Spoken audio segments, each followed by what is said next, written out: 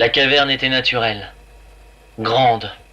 Le couloir taillé s'arrête abruptement et donne sur une grande ouverture dont on ne voit pas les bords. Des tubes luminescents éparpillés par l'équipe archéologique achèvent de consumer leur feu chimique. Le général lève le sien. La grotte doit faire 50 mètres de large, un gros dôme percé de stalactites et de stalagmites.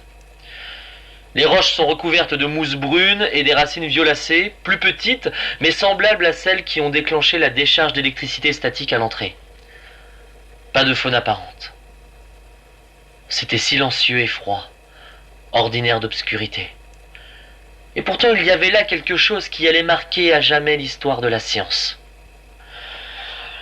J'ai fait un relevé atmosphérique. 22% d'oxygène présent dans l'air. Notre métabolisme est habitué à 20,93% précisément.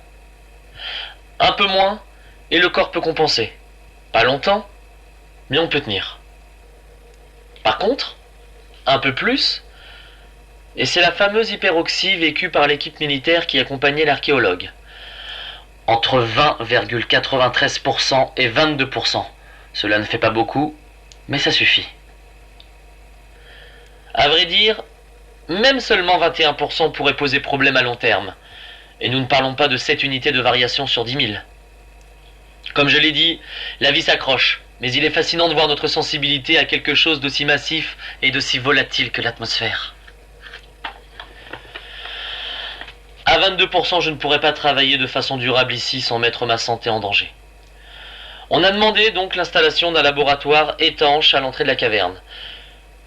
Juste à la fin du couloir, une maison de plastique blanc et transparent, avec un tuyau qui courait le long des centaines de mètres sous la roche pour pomper l'air chaud, mais sain, du désert. Quand les militaires ont apporté avec leur masque à gaz un lit de camp et une malle de ration, j'ai compris que je n'allais plus revoir le soleil avant longtemps. Donc dans cette grande caverne qui peut m'intoxiquer, j'ai ma petite bulle de respiration. Une maison rectangulaire, grand comme un appartement d'étudiant parisien. Bureau, instruments scientifiques et même mes livres. Une radio dont l'antenne courait le long du tuyau d'oxygène me permettait de communiquer avec l'équipe gardienne à l'extérieur qui elle-même sonnerait le général ou Diane si nécessaire. Les installations ont pris 2 jours. J'étais excité, mais pas très à l'aise à la pensée que s'il y avait une fuite, une petite fissure dans l'étanchéité du tout, je pourrais entrer en hyperoxie et non seulement risquer la mort, mais en plus ne pas avoir la lucidité d'esprit de revenir à l'air libre. J'étais aussi inquiet pour les plantes de silicium. Je ne m'expliquais pas l'hyperoxie soudaine de l'équipe archéologique. À 22%, ils auraient dû se sentir mal à partir d'un temps plus long. La seule explication logique, c'est qu'il y avait une bulle d'oxygène contenue ici, et que l'exploration du couloir et l'aération due à nos allées et venues a fait chuter drastiquement cette proportion d'oxygène. Rappelons que le métabolisme observé du végétal au silicium était plus lent. Chez nous, l'oxygène se dépose naturellement dans les muqueuses pulmonaires, mais peut-être, chez cette forme de vie plus lente, il fallait une pression plus forte, ou une présence, disons, de 30 à 40% d'oxygène dans l'air. À 22% seulement, peut-être que tout l'écosystème allait mourir. Dernière source d'inquiétude, le général. Dès qu'on retournait côté désert, son téléphone sonnait. À chaque fois, il fronçait les sourcils. Il posait des questions sur des assauts, des attaques, des embuscades, des bombardements. Alors non seulement j'allais au bout du monde comme Gilgamesh, mourir étouffé, mais si je pointais le nez dehors, j'allais recevoir des bombes. Je me demandais si j'avais la meilleure ou la pire mission du monde. Néanmoins, nous avons commencé à travailler. Diane était à mes côtés le jour et rentrait à la base à la nuit tombée, même si cela ne signifiait plus rien pour moi désormais. Les découvertes étaient réellement stupéfiantes. Les racines violacées étaient donc une seule grande plante de silicium, basée sur un cycle SiO2 et de dioxygène. Le principal obstacle de la biochimie du silicium était la fragilité de longues chaînes moléculaires basées sur le silicium. Avec le carbone, les liaisons étaient fortes, mais le silicium, un sucre en silicium aurait été fragile. La solution nous est apparue immédiatement. Les molécules étaient formées d'une part organique avec du silicium, de l'hydrogène et de l'oxygène. Puis au point prévu de fragilisation, se minéralisait. On avait donc un sucre qui était formé de petits cailloux de silicium.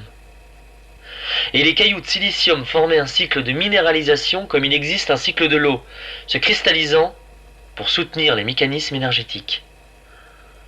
Mais la plante fonctionnait aussi avec de l'eau, donc il y avait un liquide quelque part, et surtout des feuilles. Et je voulais vraiment creuser un trou dans le plafond pour accéder à la probable caverne supérieure. Ces simples découvertes auraient fait la une internationale de tous les journaux et ouvert des pans entiers, nouveaux de la biologie. Je notais mes observations stupéfiantes, d'une main tremblante, nageant en pleine science-fiction. Diane m'arrachait mes notes au petit matin pour les lire. Elle me disait les emporter pour les mettre au propre. Un jour, mon regard a croisé le sien, et je pensais très fort, « Dis donc, toi, tu n'es pas en train de voler mon travail ?» Elle devait savoir lire dans les pensées. Elle m'a dit d'un ton sec, « Non, je ne vais pas voler votre travail. Mon métier ne me permet pas d'être dans la lumière. Il y aura votre nom à la fin, vous aurez des honneurs et vos prix. » Il m'utilisait. La science doit prendre son temps. Il aurait fallu 1000 ans pour tirer tous les enseignements nécessaires de cet endroit. Mais certaines nuits, la terre tremblait. Les bombes fracassaient et éclataient le sol. Et ce n'était pas loin d'ici.